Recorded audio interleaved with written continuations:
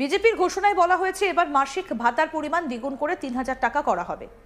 আর সেই কারণে যুবশক্তি ভরসা কার্ড নিয়ে সাধারণ মানুষের আগ্রহ এক প্রকার তুঙ্গে। এখন সব থেকে বড় প্রশ্ন হলো যুবশক্তি কার্ড কিভাবে করতে হবে। সূত্রের খবর, সরকারিভাবে পোর্টাল চালু হবার পর অনলাইন আবেদন করতে হবে, অর্থাৎ আগের মতোই ডিজিটাল আবেদন পদ্ধতি রাখা হতে পারে।